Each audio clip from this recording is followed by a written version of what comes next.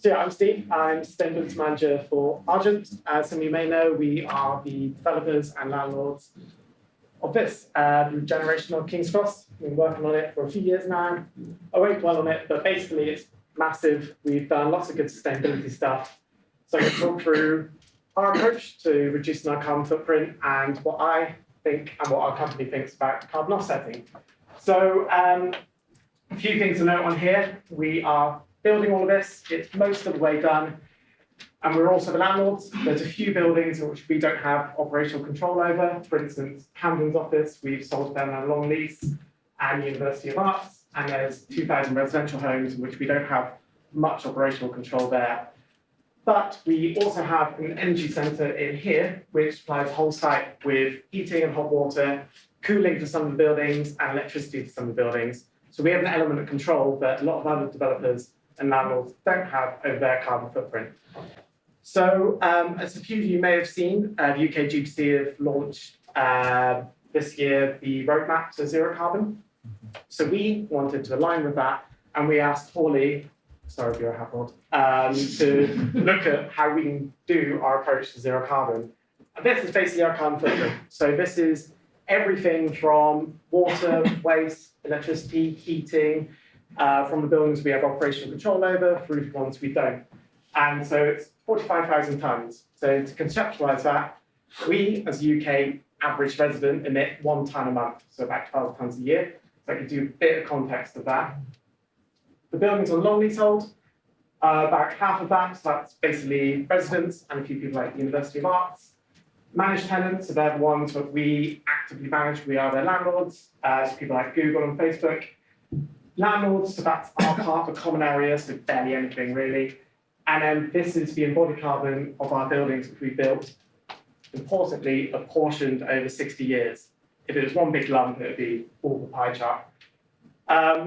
So the main thing in which we want to address what we're doing around carbon is to make sure we go for 100% green electricity and green gas. And importantly, not green tariffs, because we do that already.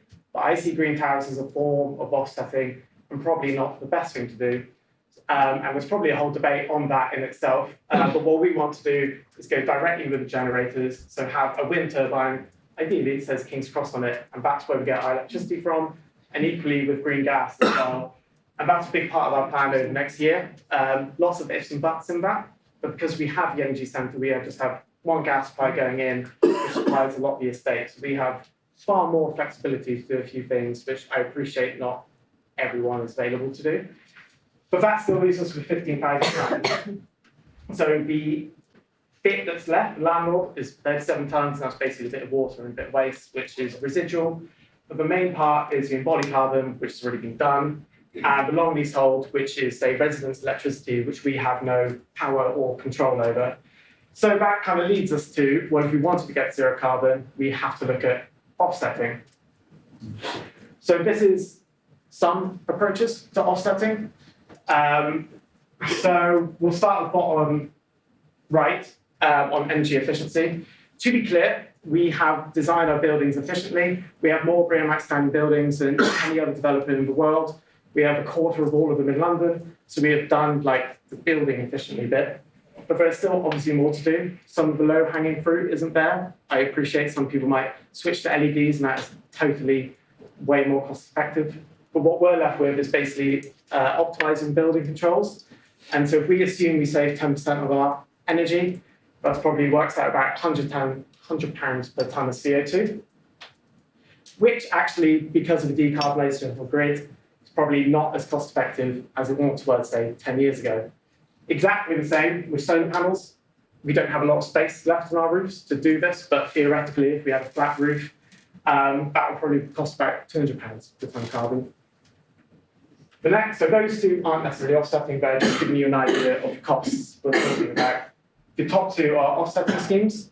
So the top right is Camden Well and Warm Initiative, and that's basically a scheme that Camden has set up which addresses fuel poverty in the local area. And that's the cost or the amount of carbon saved for, say, upgrading boilers or putting in insulation, which is like an amazing scheme, and we might go ahead and support some of that. But the added bonus of that, it's not just about carbon, it's about social value, particularly in the local area. So that's something to consider as well. Tree planting with UK, the last option, I guess, is tree planting. So that's £7.50 a tonne of carbon. So for all of our carbon we need to offset, it's about 100 grand a year. And conveniently, that's about the size of a forest, the size of King's Cross every year.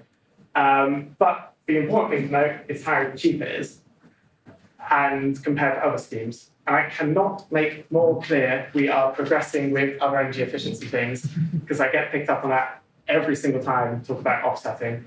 But so yeah, that was just outlining our approach. My thoughts on offsetting is that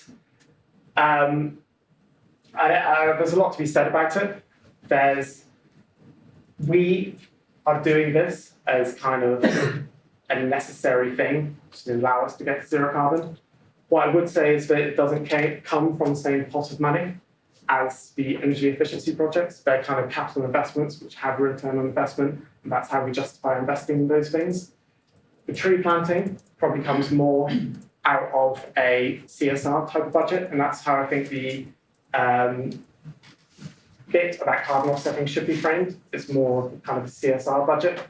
And I think generally as in body carbon, it's probably trying to address a bit of a market imbalance where the cost of carbon isn't properly recognised, the negative externalities created by energy consumption aren't internalised, we can't really put a price on it. So we are trying to put a small price on it to allow us to get to zero carbon.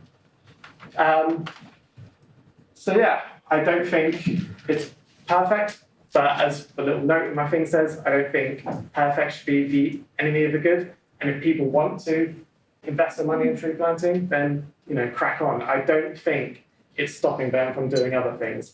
And actually, the government spent a lot of time and effort in just people understanding their carbon footprint. If you're offsetting it, well, at least you've done that bit, and then you probably know how you're going to reduce it anyway. And I can't imagine many organisations have got to the point in which they want to offset, but haven't started reducing a carbon footprint as it is. Because that would take a really special, weird type of business to think like that. So that's kind of Argent's route in a very whistle-stop tour. To be clear, we haven't done some of these things, but this is kind of roadmap that's been pointed out to us as part of the UK GBC framework. So thank you.